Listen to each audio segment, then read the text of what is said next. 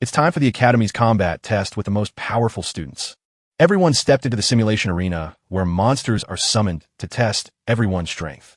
The class was split into groups with 2 warriors and 2 mages.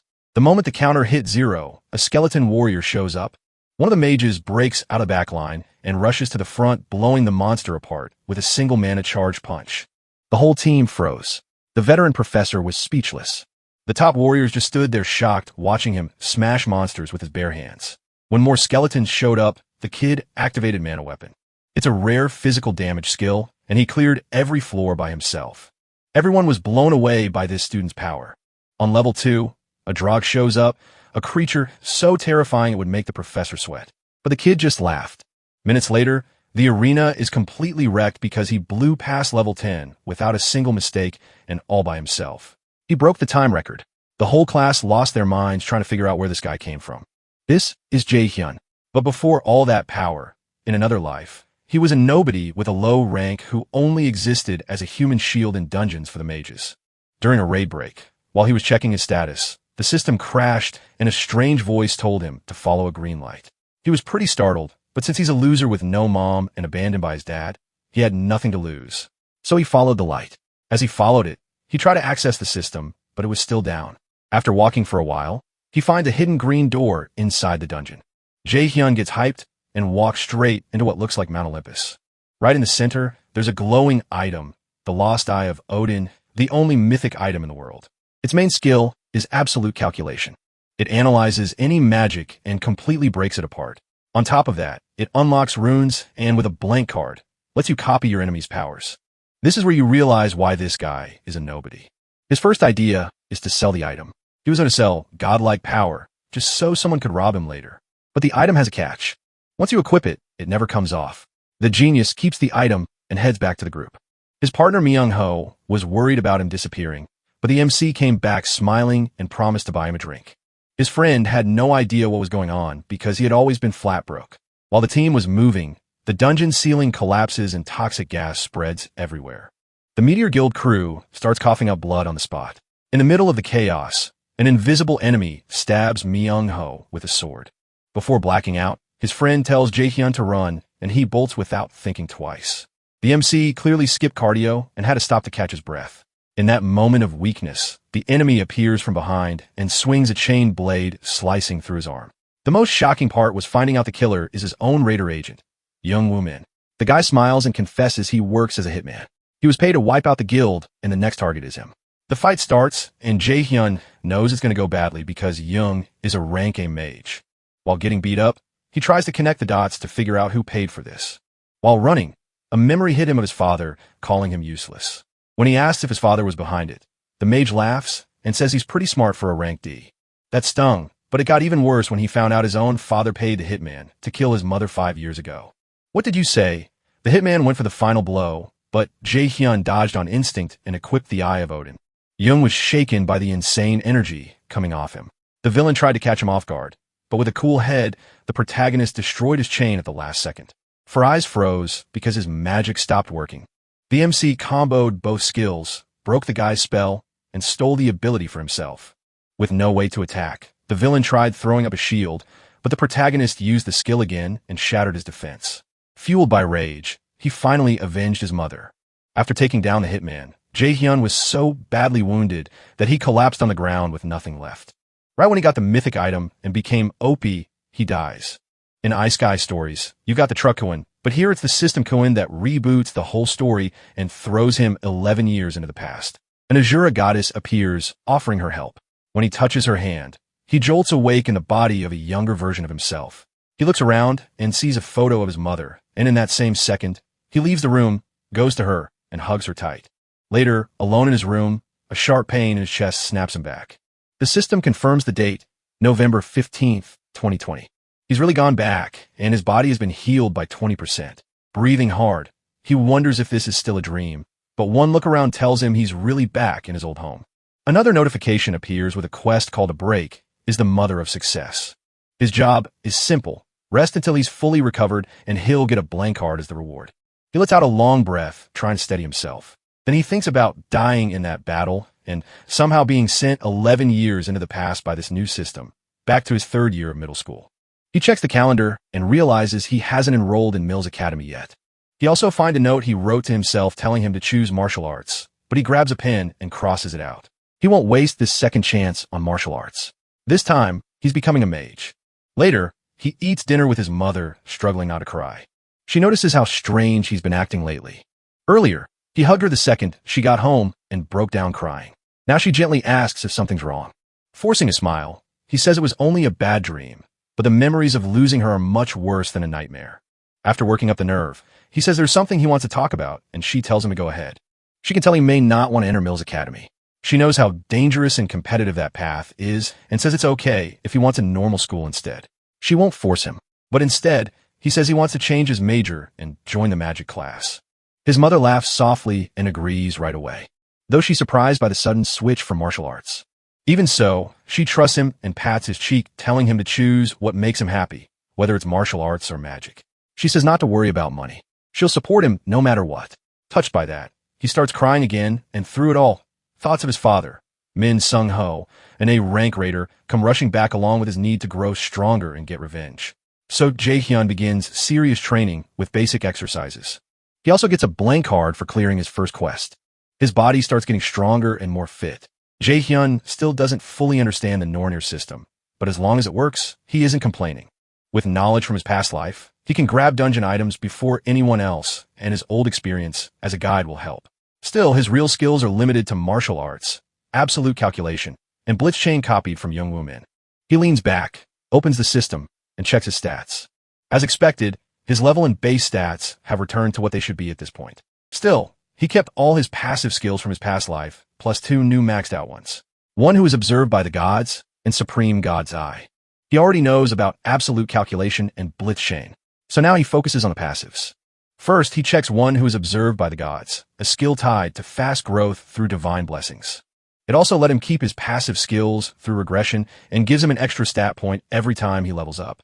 The downside is that most of the Azura's demigods are now watching him. After that, he moves on to his next skill. Supreme God's Eye is another top-tier passive that lets him see through lies, illusions, and hidden truth. Then there's the active skill Blitz Chain, which attacks with electrified chains and can even paralyze enemies. The more chains he uses, the more mana it costs. He checks the rest of his stats. They're all terrible, but the one he wants to raise most is magic, since that's the key to his new path. He also knows endurance matters. Long fights are all about lasting longer than your enemy. After thinking it over, he decides to save his new blank card for a healing skill, since he already has offense covered. Even in 2020, when mages aren't valued much, healers are still incredibly rare. They get treated like royalty no matter their rank. So a mage with healing powers would earn real respect. The problem is finding someone with a healing ability to copy will be incredibly hard. He only used his last blank card on Young Woo-min because he had no choice. This time, he won't waste one when he doesn't know how many the system will give him.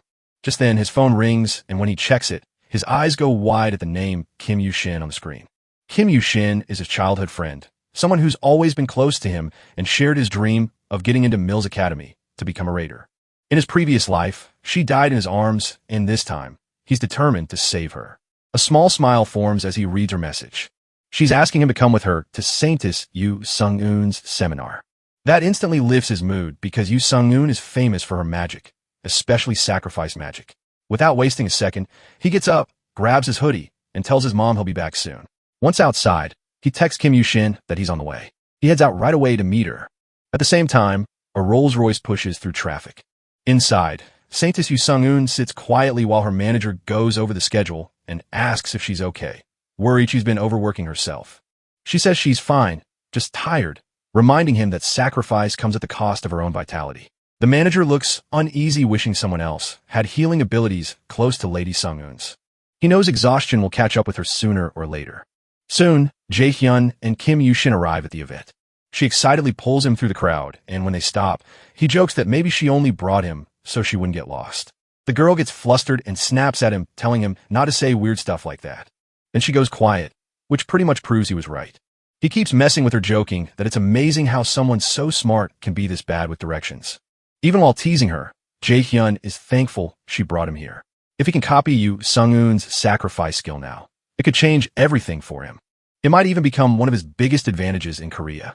As everyone takes their seats, he and a girl are stunned by how many people showed up. Still, it's no shock. She's the guild master of Lotus, a top healer famous in Korea and overseas. Even in a time when raiders aren't treated like disposable shields, she always puts other people first. Soon, she walks onto the stage and the crowd erupts. Jae-hyun watches closely, waiting for the right chance to copy her skill. As he waits, he remembers that in 2 months, she'll become seriously ill during an Itaewon dungeon raid because of her own healing skill, Sacrifice. If he copies it, he might be the only one who can save her. Meanwhile, Kim Yoo-shin gets way too excited, and Jae-hyun finds it a little irritating. On stage, the saintess talks about how the world has fallen into chaos because of Yggdrasil and the monsters taking human lives. Even so, she tells the crowd not to give up and to trust in the awakened who can still help save humanity. She urges them to become raiders too. When her speech ends, the audience is thrilled. Jae-hyun admits her words make sense. Fighting monsters on the front lines is terrifying, so of course people hesitate to become raiders. He knows that better than anyone, since he once planned to sell Odin's eye just to avoid raiding and make money another way. As they leave, the girl keeps going on and on about the saintess, and Jae-hyun keeps teasing her until she's completely fed up. Then he mentions that he already called her mom to come get her because her sense of direction is hopeless. She tells him to just ride with them, but he says he has something else to do. Before leaving, he casually says he's changing his path and will focus fully on magic, so he may need her help later. Then he walks off without explaining, leaving her hurt and confused. Jae-hyun starts searching around and finally finds the saintess's car. A grin spreads across his face as he walks over, but the manager spots him first and says they're not meeting fans right now. Jae-hyun answers boldly that he came to see director Yeo Un-seo-yeon. The manager lets out an annoyed sigh, tells him to leave, and says he should respect her privacy, because even she would hate this kind of interruption. Jae-hyun firmly says he's not here as a fan. To prove it, he reveals that Lady Song Yo Shur-eun has an incurable illness and claims he's the only one who can heal it. That instantly shocks the director and makes him furious. He grabs Jae-hyun by the collar and demands to know where he heard that. Jae-hyun stays calm, tells him not to make a scene, and points out the people watching. Just then, the lady rolls down her window and speaks to him herself, asking if he can truly back up what he said. He answers without hesitation. Yes, he can cure her. She's still wary, but decides to give him a chance. If he's lying, it'll be obvious soon enough. Still, his confidence only makes him seem more suspicious. She tells her manager to make time and bring the boys somewhere private to talk. After they move to a quieter place, she gets right to it and asks how he knows about her illness. Jae-hyun apologizes, but says he can't answer that. If she insists, then he won't treat her. She laughs at how bold he is, then asks the next question. How exactly does he plan to heal her? Jae-hyun answers honestly. He plans to copy her sacrifice skill.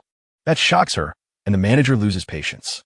He shouts, asking if Jae-hyun even understands what a unique skill is and how he thinks he can copy something that belongs to her alone.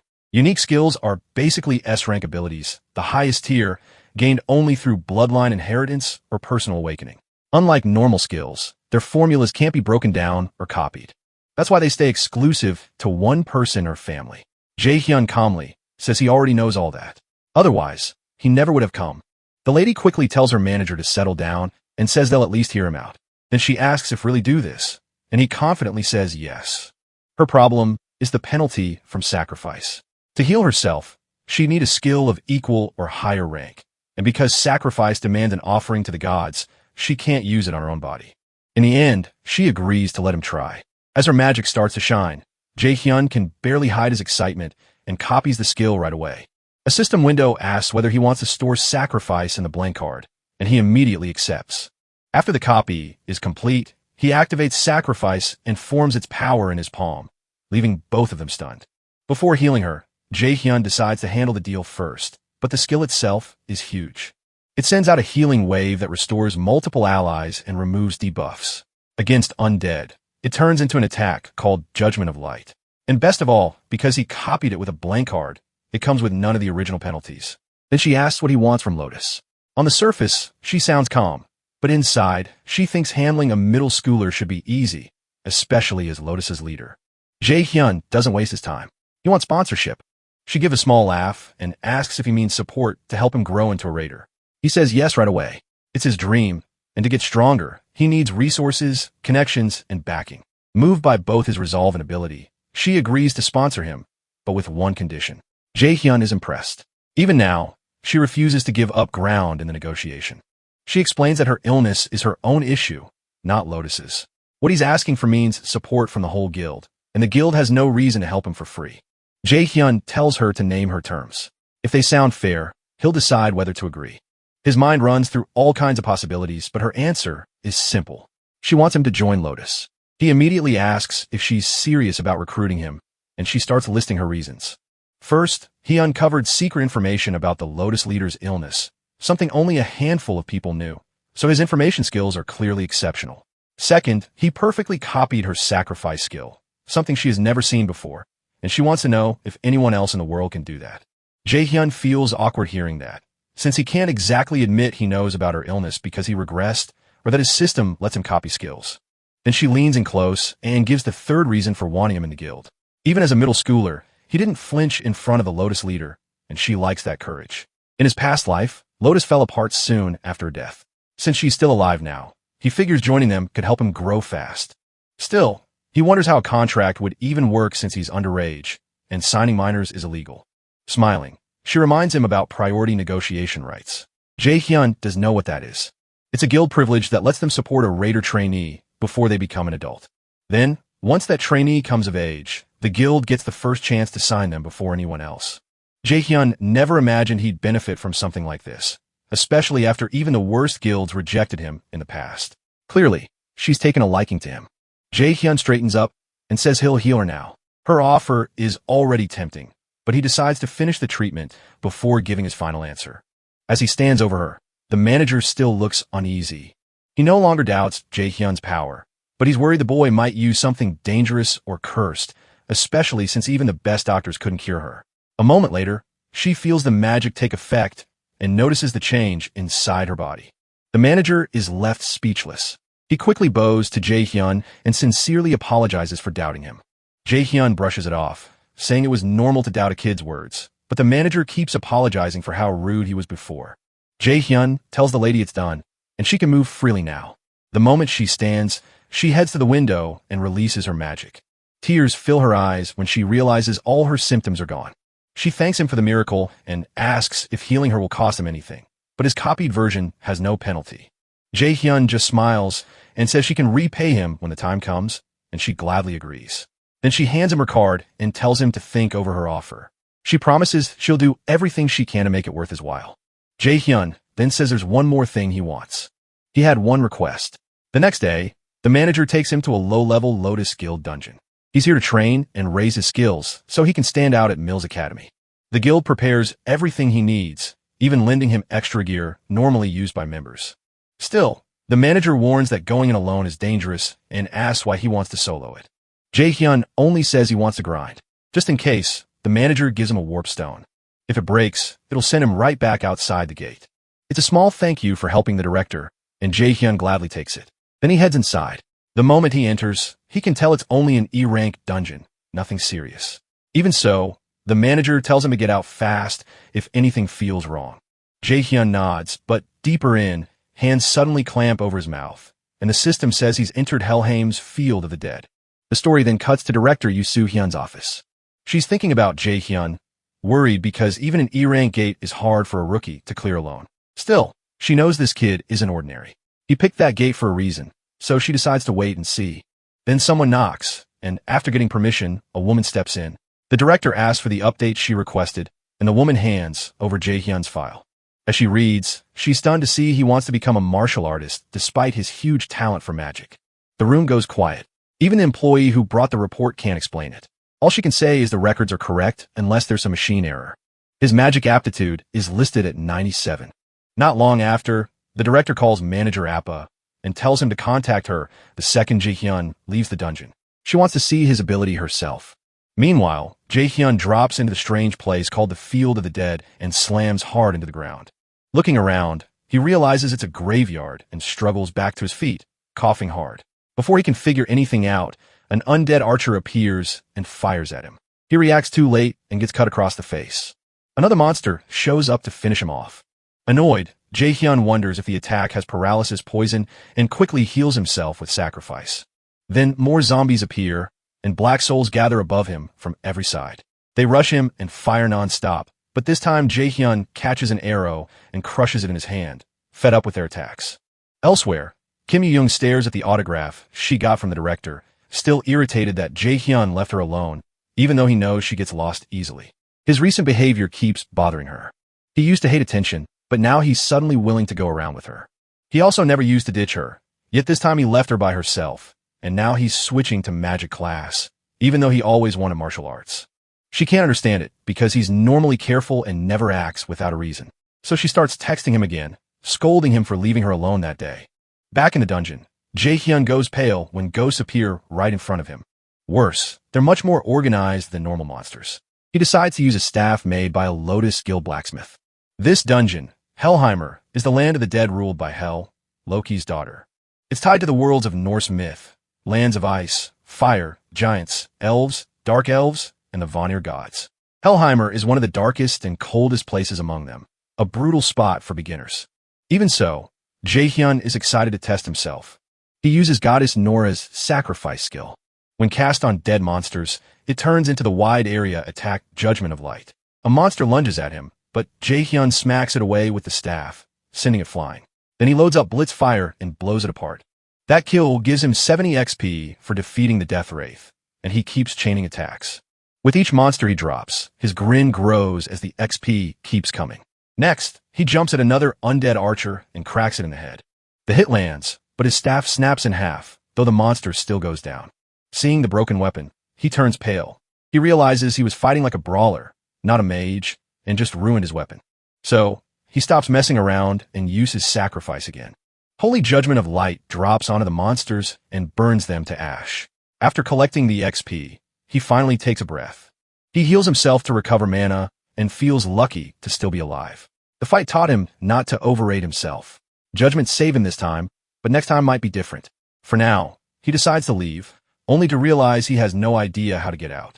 So, he reaches for the warp stone. Before he can use it, a terrifying wave of mana rises behind him. He turns but sees nothing. Then something rushes in, and suddenly his throat is being crushed. He lifts his broken staff and stabs it into his own thigh. He hurts himself on purpose just to avoid screaming and attracting more enemies. Only then does the system reveal the monster behind him, the dungeon boss, Nightshade. The level gap is overwhelming, and the system practically begs him to escape immediately. He reaches for the warp stone, but the boss attacks from behind and knocks it from his hand.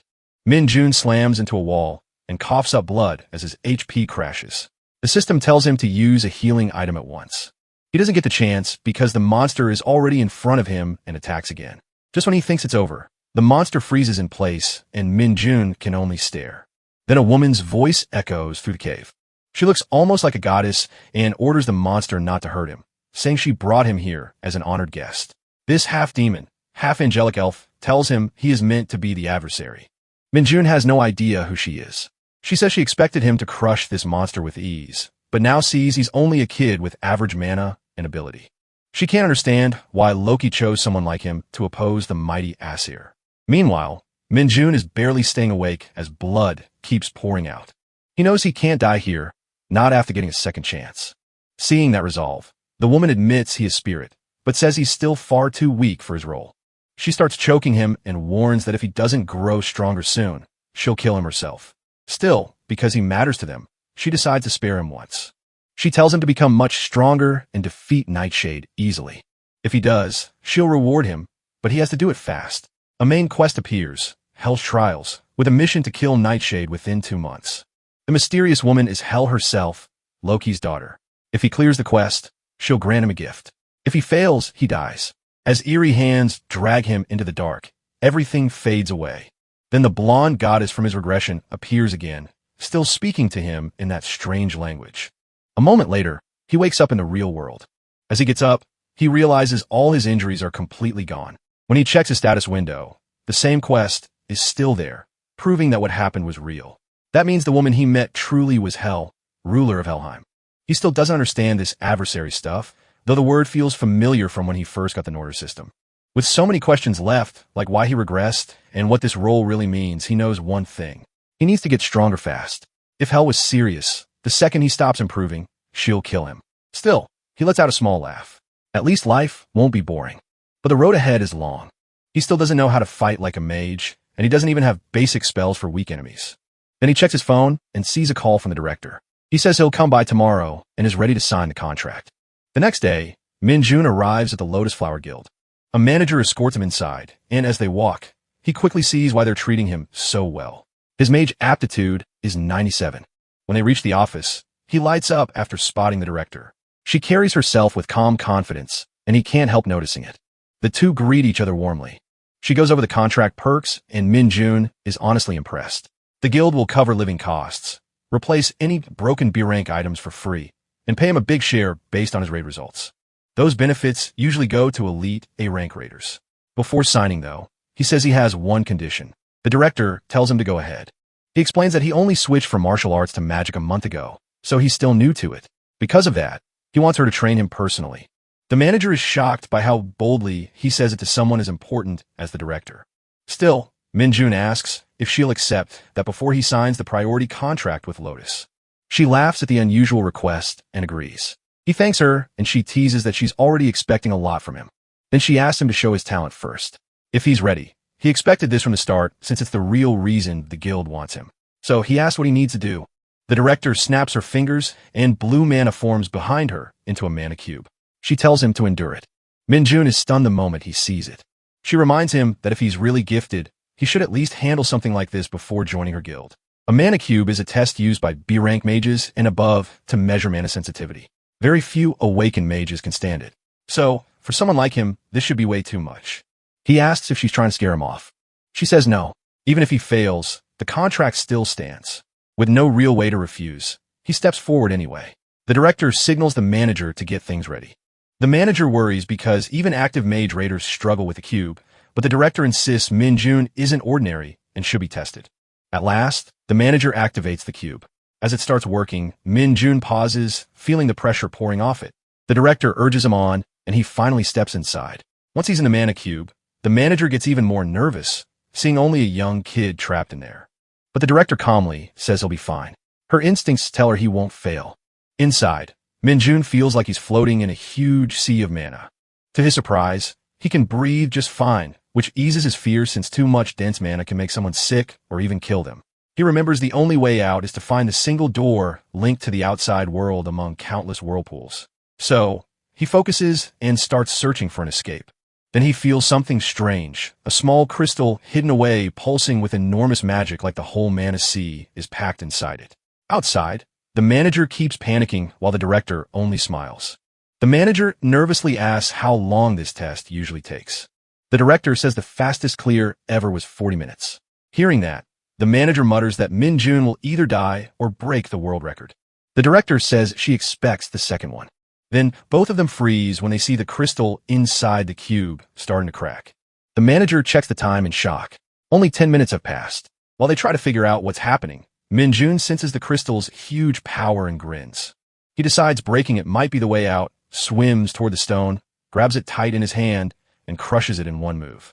Cracks spread all around him, and a system message says he gained the passive skill crystal of mana operation. A moment later, the mana cube collapses, leaving both women stunned and terrified. Even S-rank players usually need about an hour for this test, but Min-jun cleared it in just 26 minutes, beating the old record of 36 minutes set by the EU genius mage Camilla. The manager rushes over, grabs his hand, and praises him excitedly. The director joins in, too, but she really wants to know how he ended the cube so fast. He tells her he found a crystal inside and broke it. That shocks her because the crystal holds all the mana in the cube and almost no one can even find it, let alone destroy it. If he shattered it, his mana capacity may be greater than the cube itself. She bursts with excitement and promises to help him become the greatest mage in the world. The story then cuts back to Kim Yoo-jun, who's upset because Min-jun is still late. His mother agrees, adding that he isn't answering his phone either. Then a flashy Rolls-Royce pulls up and catches both their eyes. They're stunned when Min-jun steps out of it. Neither of them can believe he showed up in a car like that. He spots them right away and waves with a smile. His mother worries he got mixed up in something shady, while Kim Yoo-jun is mad that he looks so relaxed. Once they're inside, she immediately demands answers, starting with why he switched to the magic class. He casually says martial arts wasn't working for him anymore, and he's already finished the paperwork to change tracks. She keeps pressing him for a real reason, but he turns the question around and asks why she's here. Then he asks if her parents are at work. She nods, and says that's why she's staying over with his mom's permission. Her parents work at a monster processing plant that ships materials overseas. So, when they're gone, she often stays here since Min Jun's mother is close with him. After that, he asks Kim Yoo-jun to teach him magic theory now that he's in the magic class. She immediately asks what she'll get out of it. With a sigh, he asks what she wants. She says she hasn't decided yet, but after thinking it over, she says he has to grant her one wish. He agrees, but only if she uses that wish within a year. She accepts, though she's clearly annoyed, while he figures she'll probably forget all about it before the year is up. When he jokingly asks what kind of wish she might pick, she snaps and tells him to shut up. That only makes her even madder as she clutches the pillow in frustration. As their teasing keeps going, his mother calls them to dinner, but they ignore her and keep roughhousing with pillows. Seeing how they act around each other, it wouldn't be shocking if her wish turned out to be something like telling him to marry her. Elsewhere, ravens swarm through a forest while a man in black cuts down monsters with ease using his sword. This is Min Jun's father, Min Shong. Oh wait, an armored man praises him for clearing the dungeon so easily. He then asks Min Shong to join his guild, but Min Jun's father refuses and says he'd rather stay solo. The armored man keeps begging, promising status and respect from the Scarlet Guild, but the man in black only mocks his stubbornness.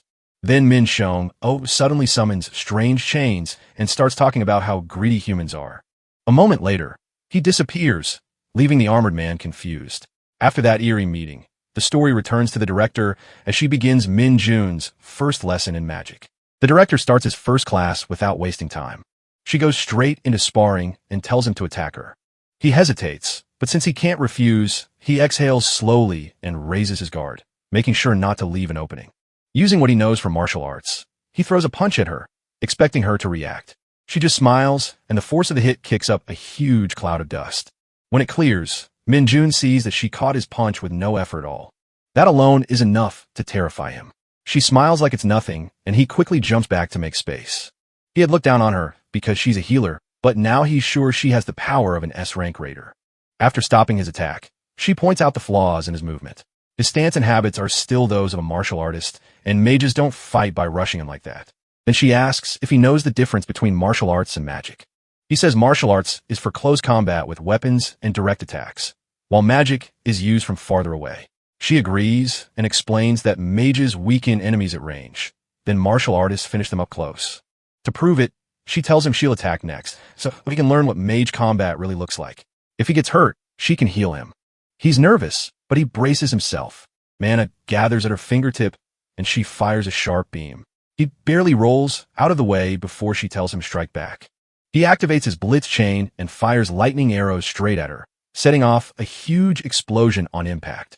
She comes out of the blast completely fine, surprised by his air-rank skill. She warns him that power means nothing if it misses. Then she fires an arrow back at him. It's aimed straight for his face, and he panics. He fails to dodge and gets hit head-on. Even beaten all over, he still doesn't fall. That toughness catches her attention. Then she stops holding back and sends a storm of blue lightning bolts at him. This time he instantly uses Absolute Calculator, and her magic breaks apart. She's stunned. He reversed her spell and erased it almost at once.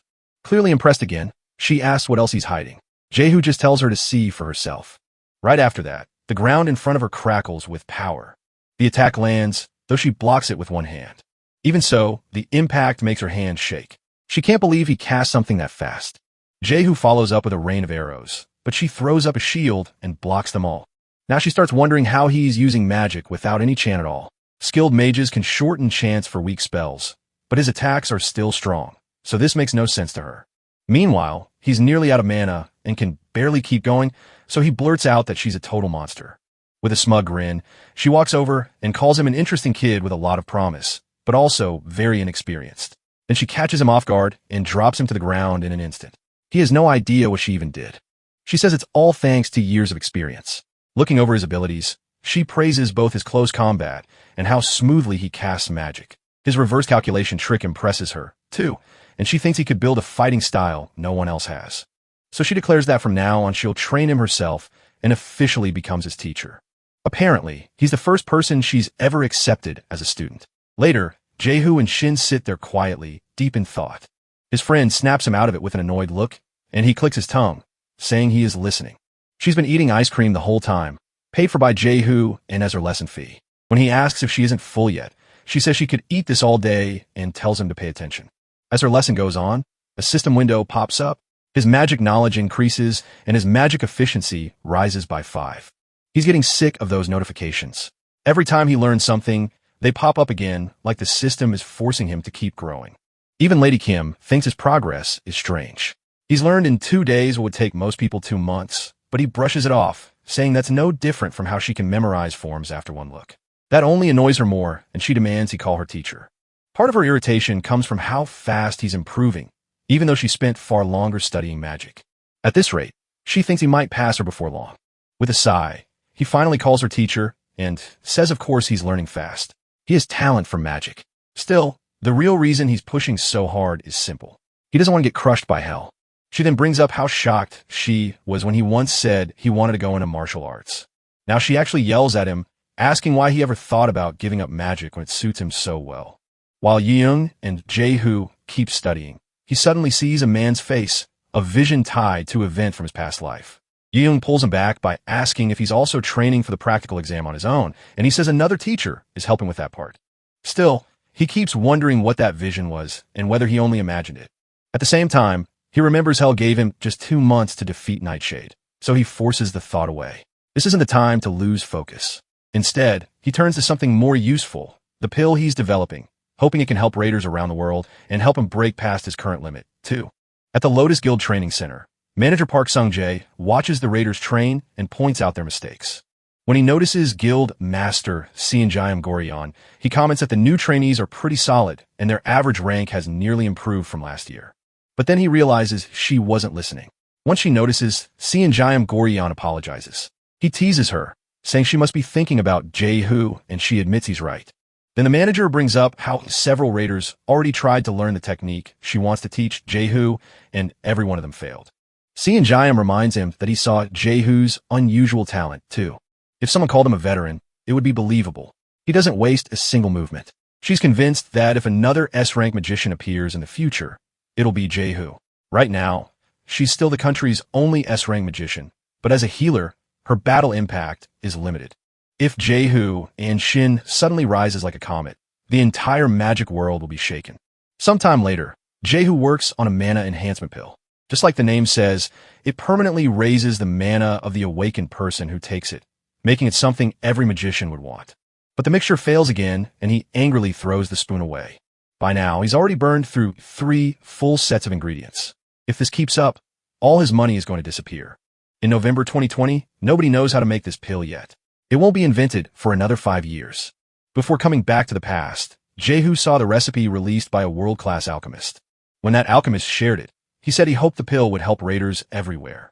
Jae-hoo realizes brute force won't solve this, so he comes up with a better idea. Find Lee Jae-sang, the man who will invent the pill 5 years from now. Even if the pill still fails, making a connection with him would be worth it. Since Jae-sang is currently a first-year student at Mills Academy, Jae-hoo heads there to meet him. While he's gone, Yeung comes to visit, opens the door, and finds a pot that looks downright cursed along with a filthy sink. The place is such a disaster that she wonders if something terrible happened, and even thinks about calling the police. Holding a frying pan like a weapon, she carefully looks around the wrecked house. Back when Yggdrasil first appeared and monsters began pouring out, a few people rose to the top faster than anyone else. One of them was Lee Jae-shin, known as Quickblade. After the first awakened disappeared without a trace, Lee Jae-shin stepped up as Korea's first S-rank raider, and Lee Jae-sang, the person Jae-hoo is going to meet, is his youngest son. When Jae-hoo reaches the transport building, the attendant asks where he wants to go, and he requests a portal to Taegu. Taegu is currently abandoned because of the monster outbreak. It's a city overrun from every side, where stepping inside means risking your life right away. After getting close to Mills Academy in Taegu, he walks the rest of the way to the main gate. Once inside, he starts wondering where to find Jae-sang. Jae-sang is in the combat department, but he lacks talent and hates fighting, so there's almost no chance he'd be using the combat facilities. Because of that, Jae-hoo decides to check the classrooms first. As he moves ahead, he spots a crowd and goes over to see what's happening. When he pushes through, Jae-sang gets thrown back by an attack and crashes right into him. Jae-hoo helps him up, and though the kid apologizes for slamming into him, Jae-hoo ignores that. His eyes go straight to Jae-sang's opponent, who demands to know who he is and what business he has with Jae-sang, calling him a stutterer. Before Jae-hoo can answer, The bully puts a hand on his back and asks if he's the stutterer's brother, since they look nothing alike. Jehu doesn't bother answering him. The bully says they're in the middle of something important and tells him to wait outside unless he wants trouble. Before he can finish, Jehu smacks his hand away. Then he tells Jae-sang to head to the nurse's office and asks if he can walk. Jae-sang only stares at him. Confused, annoyed, the bully steps in, grabs Jehu by the collar, calls him a bastard, and asks if he has a death wish. Jehu notes this is the second time someone has grabbed his collar lately, and he really doesn't get why people keep doing that. He remembers Yu Young's lesson. First, picture the spell clearly, then calculate the formula and build it, and finally cast it. Remembering Seon Jaehyun's lesson, Jehu imagines a beam of light shooting out like an arrow. Right away, the system says Holy Arrow has activated. With just a finger point, he fires the spell into the big guy's chest and sends him flying. Spit flies from the guy's mouth, too. He cries out in pain. Jae-sang stares in shock. This stranger cast magic without a chant. The other students are just as stunned. They can't believe he cast so easily or that one holy arrow snapped the arm of a future warrior. Some start saying maybe the big guy was weaker than he acted. That ticks him off. If this keeps up, his image is finished. So he swears he won't let Jehu walk away untouched. Clutching his broken arm, he summons a sword. Seeing that, Jae-sang warns Jehu, but the bully is already swinging for him. As the blade rushes toward Jehu's face, he recalls Seon teaching him to spread mana evenly around his body to form a barrier that makes attacks bounce away. He activates mana barrier at once, and the huge sword rebounds like it hit rubber, flying out of range. Fear flashes across the bully's face, but before he can react, Jehu grabs him by the face and asks if he's finished. The guy tries to spit out an insult, but Jehu cuts him off with a holy arrow to the face. The blast sends him backward and breaks his nose. He slams on the floor with a heavy thud, and Jehu can only watch in awe, wondering who this guy really is. When Jehu looks his way, Jae-sang squeals and flinches, but Jehu just walks past him to the unconscious bully, still covered in smoke. Crouching beside him, Jehu is a little surprised by how hard he hit him. Then he pulls out a potion. He hates wasting the one he bought on this guy, but there isn't much choice, so he pours it over the bully's injuries. The man's face heals right away, and the potion works even better than Jehu expected. After that, he turns to the still, shaken Jae-sang and says they should head to the nurse's office. On the way there, Jehu stops once they're somewhere private. Jehu Shin looks at him, confused, already guessing Jehu came because he knows who he is. After gathering his nerve, he asks if his father sent him. Jehu says no and asks why he'd even know his father. Jehu Shin clearly doesn't believe that, then asks what he really wants. Jehu says he needs a favor. The moment he mentions making a certain pill, Jehu panics and says he can't make anything like that. Jehu frowns and reminds him he's skilled at alchemy. Pulling out the potion he used earlier, he asks if Jehu wasn't the one who sold it on the black market. That leaves the kid stunned. How'd he find out? There should have been no way to trace him through the black market. Jehu Bae-yin tell exactly what he's thinking, and honestly he's right. The black market hides every user's identity, items, prices, buyers. All of it goes through the Easter system, so it's supposed to be secure. Still, the black market works fine with the Nornir system Zhao Bae-yin has, which let him buy the potion and made finding Zhao Bae-yin. Zhao Bae-yin tells him he's a terrible liar. He says he gets why he'd hide it, but there's no time. Zhao Bae-yin Sheng thinks back to listing those potions online and wonders if selling them there was a huge mistake. He only did it to make some money. If his father finds out, he's dead. So he bows and begs Zhao Bae-yin not to tell anyone. Zhao Bae-yin explains he isn't trying to threaten him. He just needs a great alchemist to help make the elixir he wants. After thinking it over, Zhao Bae-yin Qian-sang-jin asks who he really is. Zhao Bae-yin says he's a prospective student at Millis Academy and politely calls him senior. Soon the two sit down, and though still nervous, Zhao Bae-yin Qian sells one calls in the Barkamol. Zhao Bae-yin Qian says it's a mana enhancement pill, one that permanently raises a raider's mana. Zhao Bae-yin jumps up shocked, asking if that's even possible. Zhao Bae-yin says it is. Now fully interested, Zhao Bae-yin jumps up, starts thinking fast, wondering what ingredients could cause that effect. As he lists possible materials, Zhao Bae-yin notices his whole vibe has changed, and he's not even stuttering anymore. He also guesses most of the ingredients just from hearing the effect, proving how gifted he is. That makes Zhao Bae-yin even more sure he has to bring him over to his side. In the end, Jae-song stops and says Jae-hein should probably ask another alchemist, since the elixir is so important. Jae-hein refuses. He wants Jae-song specifically and promises to provide whatever is needed. Sure, other alchemists might make it if they had the recipe, but the one with truly unmatched talent is Lee Jae-song. So he asks one more time if he'll do this for him. This time, Jae-sung agrees. Even so, he warns that he might fail, and Jae-hein says that's fine. Jae-sung doesn't get it. Jae-hein would be the one losing out. Jae-hein says he's making this investment because he believes in his talent, and sometimes investments fail. Then he says he looks forward to working with him. Tears fill Jae-sung's eyes. No one has ever believed in him like this before. Seeing that, Jae-hein is glad he managed to reach him. The next morning, alone in his room, Jae-sung thinks back on what happened the night before and wonders if anyone has ever trusted him this much. He was timid, less gifted than his siblings, and lost his mother young. So he ended up alone and never earned his father's approval. That's why hearing someone say failure was okay feels so strange. For the first time, someone placed real trust in him, and it hits him so deeply that he starts crying. Meanwhile, Jae-hein's main quest is still hanging over him. Beat Nightshade in Hell's trial before time runs out and earn Hell's recognition. The reward is Hell's gift, and if he fails, he dies. At this point, he has only 10 days and 23 hours left. Later, Jae-hein heads to the training center to spar with Sung-gun, and he avoids her blue lightning attacks. As he closes the distance, more blasts come at him, but he blocks them with a shield. He answers with Holy Arrow, yet she's already protected by a magic barrier. Still, she spots a crack in it, and that shocks her. Jae-hein has gotten strong fast. When the smoke clears, they stare each other down like gunslingers waiting to move first until yellow lightning wraps around Jae-hein's body as he activates Blitz Chain. Sung-gun looks ready to meet him head-on.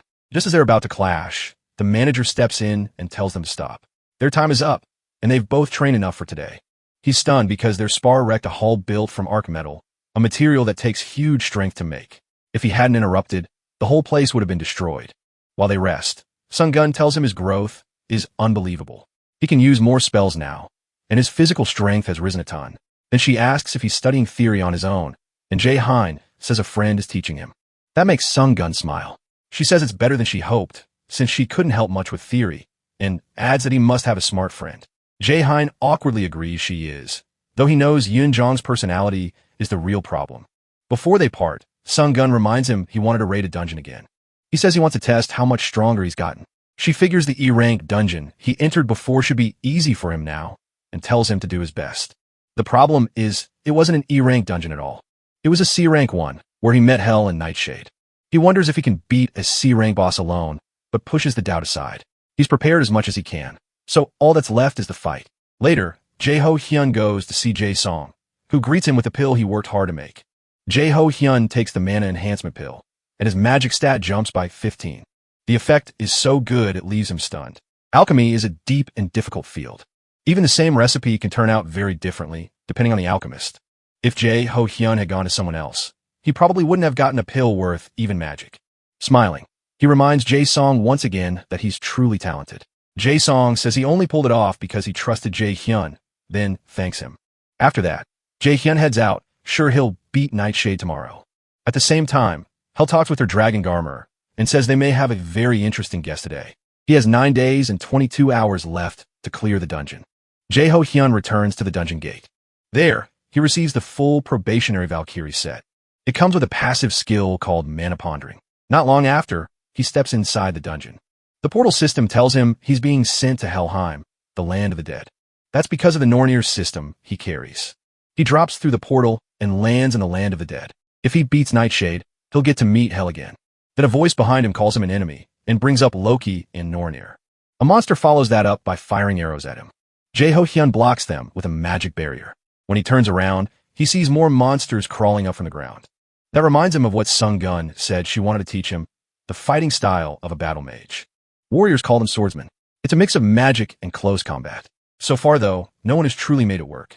As Jae-ho-hyun spins around and fires holy arrows at the monsters behind him, he thinks about why it's weaker than a pure mage at range and worse than a warrior up close.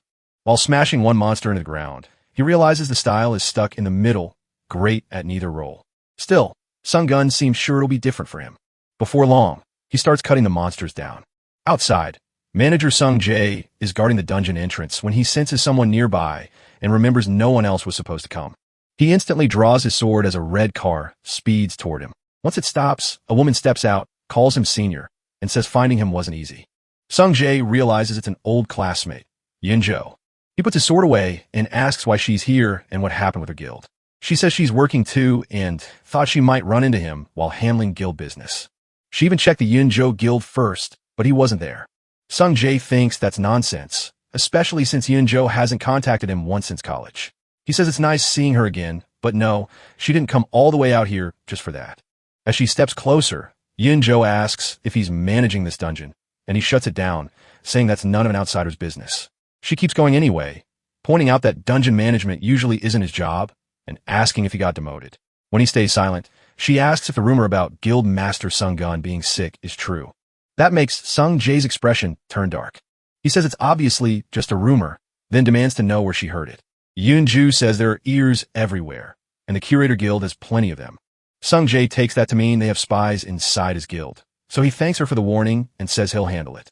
Growing impatient, he asks if she's done, since he needs to get back and clean things up. Then she asks if he knows a kid named Min Jae-yun. That immediately puts Sung Jae on alert. Yoonju says the boy has been visiting Yunhwa Guild and meeting Guildmaster Yu Sung-gun a lot, so she wants to know why. Sung Jae, confused but guarded, tells her that's none of an outsider's business either. Yoonju lets out a sigh and turns to leave, saying she never expected him to tell her anything. He's always been this stiff. Still, she came all this way because she has to at least look like she's earning her pay at the guild. Then she gets back in her car and drives off.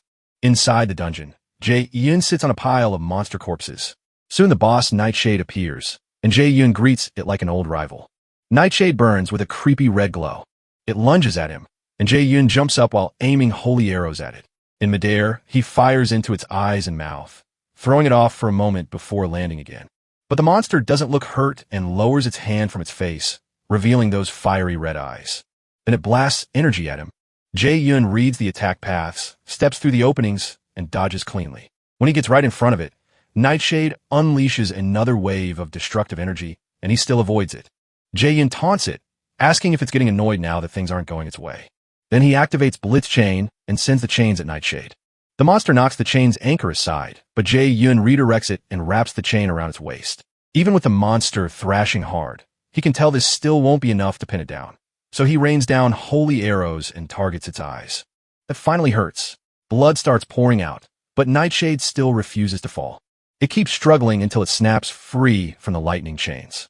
Then the system warns Jae-yun that the boss has entered a berserk state. Its strength jumps by 1.5 times, and its dexterity rises too. As if that weren't bad enough, the system says he's been marked with the stigma of death. If he doesn't remove it within 10 minutes, he'll die instantly. The only way to clear it is by defeating Nightshade. Zhao Bei-yun has never heard of a sudden death penalty, and the warning rattles him. Then, strangely, the system says his absolute calculation skill, universal derivation, has activated. Still trying to make sense of it, Zhao Bei-yun figures hell must be involved. He calls out, asking how she can interfere like this. Instead of answering, the system just shows the countdown, already 30 seconds down. With a stigma on him, Zhao Yun rushes the berserk monster, only to freeze when Nightshade starts running away. He quickly fires a holy arrow at its face, blowing a hole through it before it gets far. The timer keeps ticking. 8 minutes and 32 seconds remain. Nightshade actually smiles like it knows it wins if the fight drags on. So Jae-yun decides to use a wide-range skill it can't dodge. But just as he starts casting, Nightshade catches him with its gaze and breaks his focus. The system tells him he failed to resist, and now he has a fear debuff that weakens him for a while. Before he can process it, Nightshade slams into him. Right after the hit, the system says the fear debuff is gone, but Jae-yun is coughing up blood. Even so, he steadies himself and stays standing. Now the death penalty timer is down to 7 minutes and 11 seconds. Jaehan expects the monster to use that same control move again, but when it doesn't, he figures it may not be able to spam a spell like that. Still, if he tries casting Light's Judgment and Nightshade interrupts him, he'll waste his mana and be left helpless. He needs another plan. Then he remembers the earlier hit to Nightshade's eye. Its vision should be worse now. He uses Wind Boost first to block what it can still see. Once the wind cloud clears, Jaehan is already holding light magic in his hand, exactly as planned. He mocks Nightshade for thinking he'd charge in blindly, and calls it stupid as he activates Flash Bomb. The skill goes off in a burst of blinding light that floods the whole area while he sends multiple lightning chains at Nightshade. In the middle of it all, Jaehan realizes he finally trapped the bastard. The monster screams as the blast burns through it. Then Jaehan suddenly notices some of the undead he fought earlier behind him. He activates Sacrifice, and the system announces that Sacrifice has changed into an attack skill, letting him use Light's Judgment with only 3 minutes and 46 seconds left. He calls down blasts of light from the sky across the battlefield. In the chaos, the timer keeps dropping until only 10 seconds remain. At 6 seconds, Jaehan stares at Nightshade's body falling apart and realizes he actually did it. When the countdown reaches 3 seconds, the system announces that the dungeon boss has been defeated and grants him the title one who has overcome the first trial. Watching the whole thing, Hel says there really was a reason Jaehan was chosen. She reaches out and tells him to come to her temple. Once Nightshade dies, the stigma of death vanishes and Jaehan gets experience points, a crafting material called Nightshade's Core, and an equipment item named Shadow Armor. The system also tells him he gained 3 levels and earned the title the one who has overcome the first trial. After checking his qualifications, the system says Hel is summoning him to her temple. A moment later, he's transported in front of a massive gate leading into Hel's temple. At the entrance, a huge monster suddenly charges out of the dark at him. Jaehan jumps back in fear, but Hel calls the beast Garmer and tells it to guide their guest inside. Jaehan follows Garmer into the temple. Once inside, he calls out to Hel. Hel says she didn't expect him to actually make it. Then she congratulates him for clearing her trial and calls him the child born to oppose fate. Confused, Jaehan asks why she gave him the Nornir system and put him through all of this. Hel just smiles back at him, then says he needs to grow into the adversary. Still lost, Jaehan asks why he was chosen for that role, and she says it was decided from the moment he was born. He's fated to stand against the great Aesir and one day kill Odin. According to Hel, that's what Loki and the others want from him. When Jaehan says none of this makes sense, Hel tells him he doesn't need to understand yet. They never expected him to from the start. That vague answer only makes him angrier, so she puts a finger to his lips and says he must feel cheated, like the gods are trying to control his life. Leaning in close, she reminds him this isn't just about the gods opposing the Aesir. As she speaks, Hel shoves him into a portal behind him and says the world is heading for ruin while Odin wants everything under his rule. To stop that, they need the power of the prophesied adversary. Falling through the portal, Jaehan protests that he still has more questions. Hel only tells him to become stronger. She'll be waiting for the day they meet again. After Jaehan is sent away, Hel turns to someone nearby and asks how long he plans to keep watching since she never invited him. Soon after, Jaehan drops back into the real world and grumbles because he's still got no clear answers. While he's sulking, the system announces that he's received Hel's gift, a passive skill called Hel's Blessing, which cancels all abnormal status effects on him. Meanwhile, the old man spying on Hel apologizes for intruding. He says he couldn't stay away after hearing she was meeting the boy, then asks what she thought of him. Hel says it's too early to judge, especially since the adversary has only just begun. Still, she admits his growth exceeded her expectations. Even with the stigma she placed on him, he still won and reached her in the end, which she calls a welcome mistake on her part. The old man is glad to hear the boy is doing well. Hel then asks what he really wants, calling him Mimir. Mimir pretends not to know what she means, but Hel calls out his act. He tells her to relax and admits he can't fool her after all. Hel then says the adversary's left eye is clearly Odin's eye from the Well of Wisdom. She's sure Mimir and Loki are hiding something from her. Mimir says he'd like to explain, but it's still too soon and Hel agrees to wait.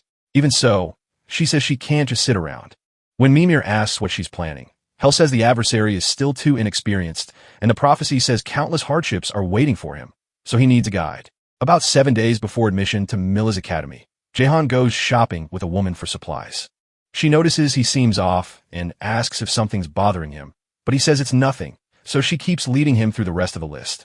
Even so, he can't stop thinking about everything he went through, only to come back with even more questions. At least he did get Hel's Blessing and an X-rank skill. He already has other EX-rank skills, too. One is one watched by the gods, which speeds up his growth with divine blessings. Another is Absolute Eye of God, which breaks through illusions and reveals the truth. But X-rank is something Jehu never saw in the Aesir system before. It stands for extraordinary and seems to exist outside that system's normal rules.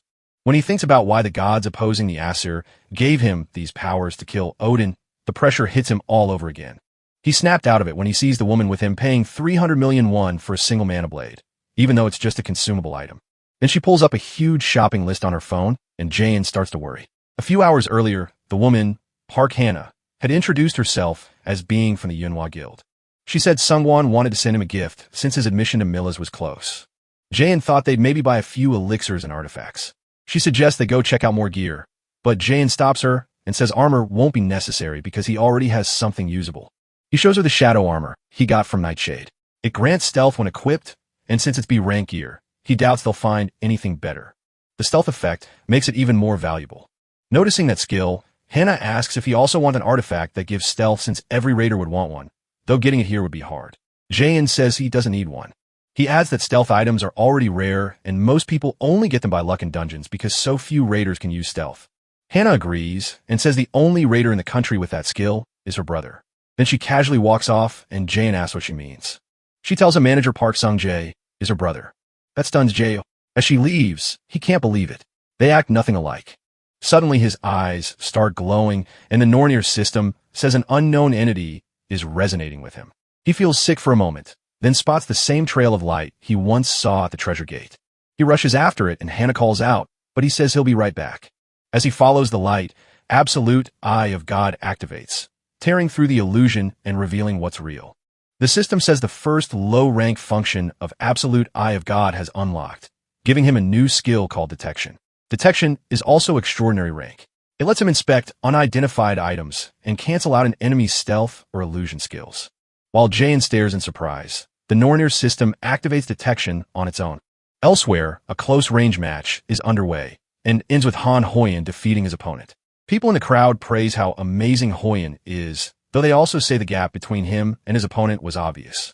That's why they call him a future S-rank raider. After the match, his father praises him for doing well. Still, he warns Hoyen not to get carried away because the win was expected. Without any excitement, Hoyen says he already knows. His father tells him to get ready for the next event and go take a shower. While showering, Hoyen thinks about how much he hates this exhausting life where his own thoughts and wishes don't matter. This isn't the kind of raider he wanted to become, and he wonders when everything went wrong. Back at the store, the Nornir system reveals an item called Mistiltine, a growth-type weapon. It's the mistletoe branch that killed Baldur, holds immense magic, grows with its user, and grants mana perception when equipped. Mana perception is an A-rank passive that pushes the user's mana-sensing ability to the limit. Jaein gets excited, but he also wonders if the Nornir system is playing another trick on him. As he keeps chasing the light, he passes by Hoyen. Nearby, Hoyen's father keeps picking out equipment for him. When Hoyen asks if they really need this much, his father says it will all be useful. Since Hoyen is destined to become an S-rank raider, there's no need to be cheap. Hoyen points out that spending this much will affect his mother's hospital bill for the month, but his father shuts him down. He says that's his concern, and Hoyen should just focus on training. So like always, Hoyen gives in. While his father keeps shopping, the boy wonders what he's even doing here. As they move through the store, people recognize him and whisper about why a combat genius like him is in a place like this. Hoyen ignores them, even as some try to take pictures. He wonders if this is really the raider life he dreamed of, or if he's just some animal trapped in a zoo. When he first awakened as a child, his mother smiled and patted his head. Back then, in that poor and gloomy house, he dreamed of becoming a raider because he thought he could change everything, but that hope didn't last long once his father decided to use it. Now he's basically a machine, only doing what his father tells him to do. He wonders how someone this pathetic is supposed to survive 3 years at Milla's academy. Then an announcement comes over the speakers. A dungeon break has happened near the department store and monsters have appeared. An announcement says agency raiders are on the way and everyone should calmly follow the staff. A dungeon break happens when a dungeon isn't cleared in time and monsters spill out. Staff members wave people over and they try to keep the crowd from panicking. As his father heads for the evacuation route, he asks Hoyen why he's still standing there instead of moving. He reminds Hoyen that he's a genius who could one day rule Korea's raider world. If he gets hurt here, it could ruin his chances at the Milla's entrance event. There's nothing to gain by stepping in, but Hoyen still doesn't budge. He knows the agency raiders should handle the goblins fast, but until they arrive, what happens to the civilians who can't defend themselves? This is his chance. Ignoring his father's shout, Hoyen runs the other way. To him, this is a shot to prove he really can be a raider. He has to find out whether he's worth anything right now. Anything like the person he once wanted to show his mother. But while running, he suddenly stops after coming across a group of goblins. For a second, he just freezes. Sweat runs down his face, and his body won't move at all. Only his shaking eyes do. As the monsters charge, he realizes he can't move a finger or even take one step. He tries to force himself, and one goblin gets close enough to swing its sword. Hoyen can't understand it. He knew this would be dangerous, and he's dreamed of being a raider for years. These are just low-level monsters, so why is he this afraid? Before the blade reaches him, Jae-yoon slams the goblin into the ground. Jae-yoon stares in shock, then falls back onto the floor as the stranger asks if he's on Hoi-yeon. A little earlier, Jae-yoon had spent 50,000 won of his own money on an item from the store when Hannah called out in panic, asking why he suddenly ran to the unappraised item section. All she saw was a rock-like item in his hand. Jae-yoon wonders if it only looks worthless to everyone else, but he doesn't explain and just says it's nothing. Then the announcement about the dungeon break echoes through the store. Before Hannah can say anything, Jae-yoon runs off again and smashes through the department store window to jump outside. On the way down, he spots a pack of goblins below him. The moment he lands, he fires a rain of holy arrows at them, dropping several right away. As people nearby stare in confusion, Jae-yoon realizes there are more goblins than he expected. Clearing them without casualties might be tough, but he tears through them with lightning chain and another barrage of holy arrows. Moving across the area, he finds Hoi-yeon surrounded by goblins and jumps on the one about to crush him. Jae-yoon, a little surprised, asks if he's on Hoi-yeon. He didn't expect to run into the unfortunate genius here. Still shaken, Hoi-yeon asks who he is, but Jae-yoon ignores that and says he needs his help. While he's talking, Hoi-yeon spots a goblin behind him and shouts a warning. Yet Jae-yoon calmly says he knows. Without even turning, he activates lightning chain and rips through the goblin's upper body. Hoi-yeon's eyes go wide. Jae-yoon tells him they can't let the monsters reach the residential area, then asks if he plans to keep sitting there. That gets Hoi-yeon back on his feet, reaching for a weapon. Strangely, the fear choking him starts to fade the moment he hears those words.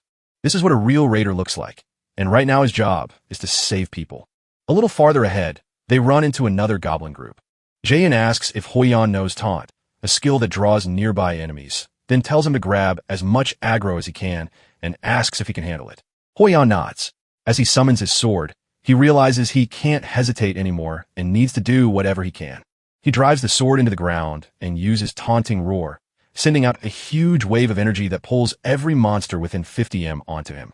The skill drags all the goblins' attention to Hoi-yeon, and Jae-yoon is surprised. It's stronger than plain taunt, and Hoi-yeon can keep using it. He remembers that in his previous life, Hoi-yeon only ended up as a B-rank raider. No one knows if it was because of the weak mindset he showed earlier or something else. Even with all his hype, Hoi-yeon fell fast, which is why people called him the unfortunate genius. Still, Jae-yoon thinks a weak mentality can be fixed. As he unleashes lightning chain, he decides Hoi-yeon is a valuable card worth using. In the middle of the fight, he suggests they wrap this up fast, and Hoi-yeon eagerly agrees. Jae-yoon's chains rip through goblins, while Hoi-yeon cuts down the rest.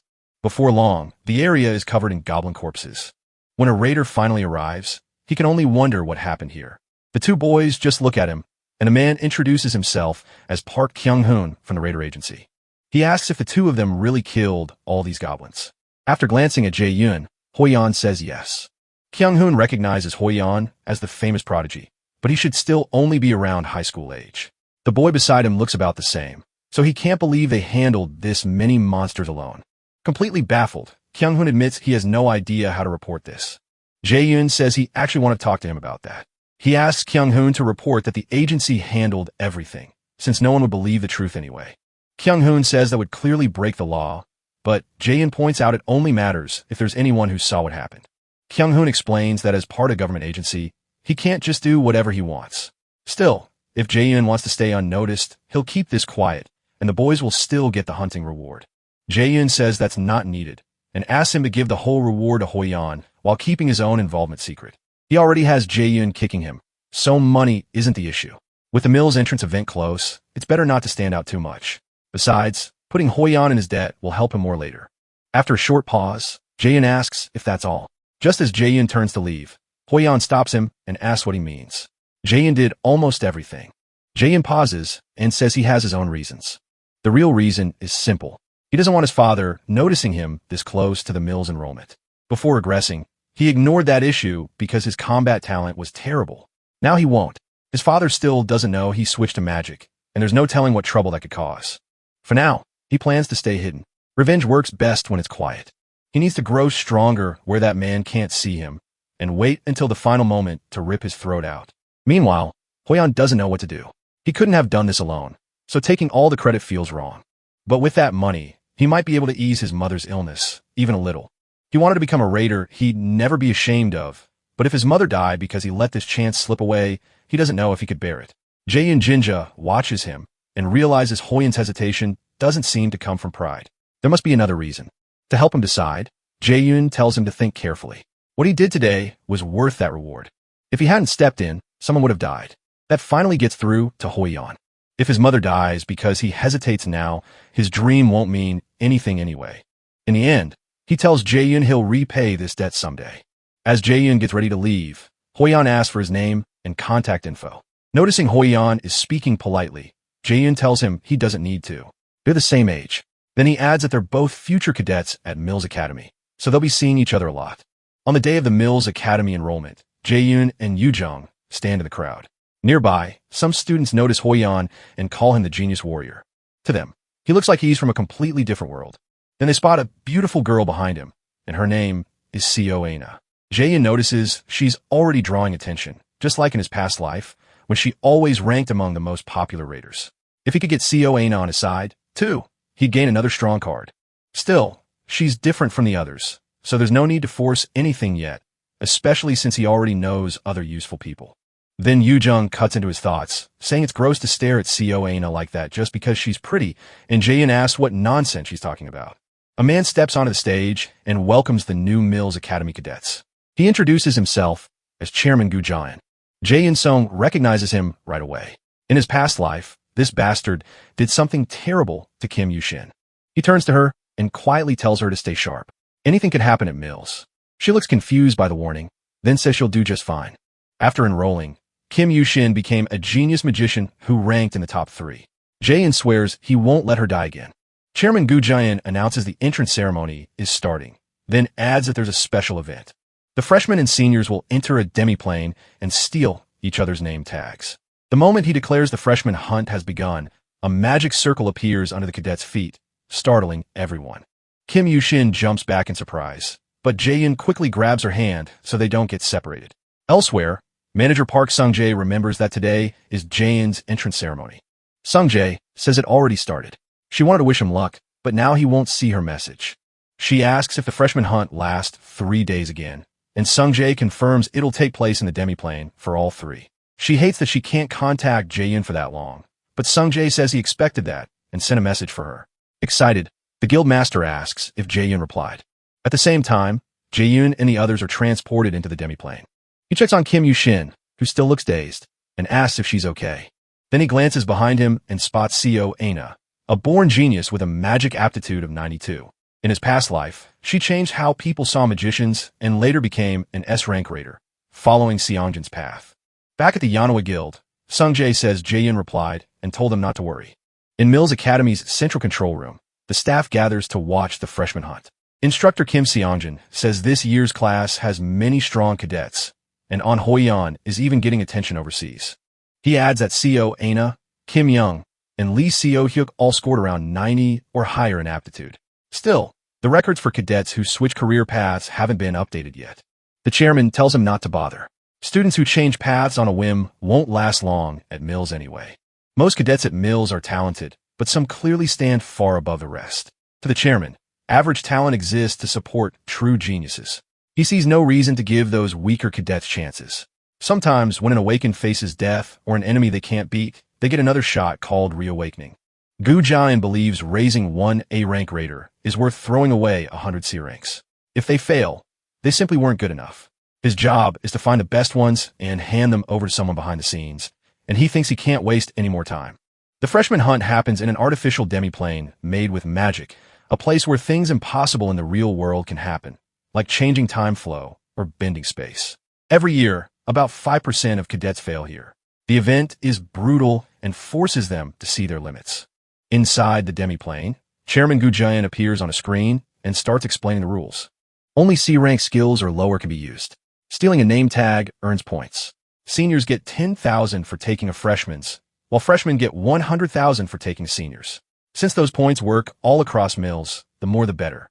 Jae-in realizes that means he can't use his A-rank skill, Lightning Chain, but the chairman never mentioned unique skills. After laying out the basic rules, the chairman says all skills will be reduced to 1/10 of their normal power for safety, so no one has to worry about serious injuries. Jae-in calls that nonsense. There is still no word about unique skills and no limit on raw stats, either. The chairman clearly wants to weed out the useless and keep only the gifted. Jae-yoon immediately tells Kim Yu-shin they need to move and find shelter. They'll be stuck here for 3 days.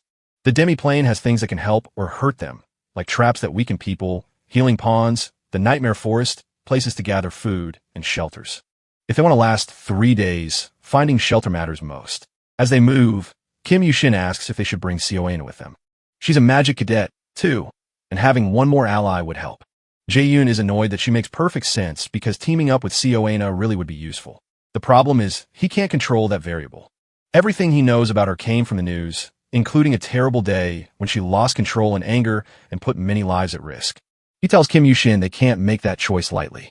There's no guarantee Sioena won't betray them. On top of that, she's